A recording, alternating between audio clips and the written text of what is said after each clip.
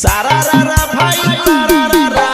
छौरी के ढोरी पर सारा रा रा सारा रा रा भाई सारा रा रा आगे होलिया में कवना करम कैली गे छौरी करम कैला गे छौरी करम कैले गे छौरी करम कैले गे छौरी करम कैला गे छौरी आगे बूढ़ा बोसे डलबा में न शराम कैले गे छौरी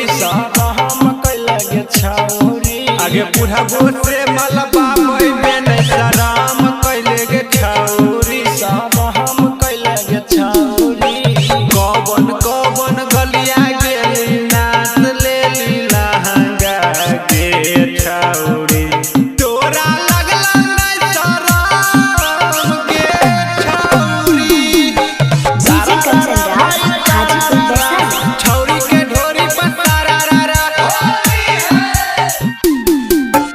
पहिले भीजल कटोरा पंडित जी के बेटा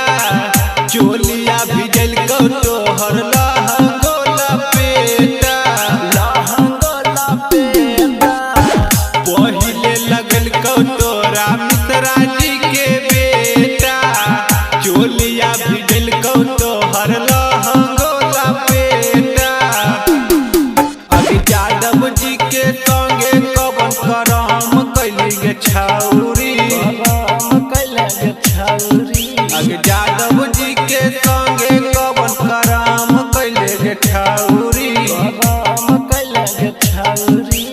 बुढ़बो से लगबा में न शरम कैले गे छौरी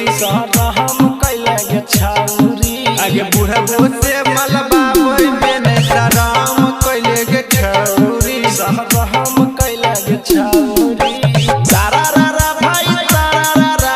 छौरी के ढोरी पर सारा रा रा सारा रा रा भाई सारा रा रा रनिया के चोली पर सारा रा रा डीजे कंचन राज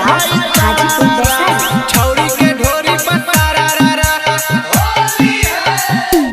अब की फागुनवा तोरा रंग तो श्याम बिलास गे रंग तो श्याम बिलास गे चमक के पिचकारी तोरा होटो नहीं बर्दाश्त गे अब की फागुनवा तोरा रंग तोरा युवराज गे सूरज के पिचकारी तोरा होटो नहीं बर्दाश्त गे अबे हमरो पिचकारिया गरम कैले गे छौरी गरम कैले गरम कैले गे छौरी आगे बुढ़बो से लगबा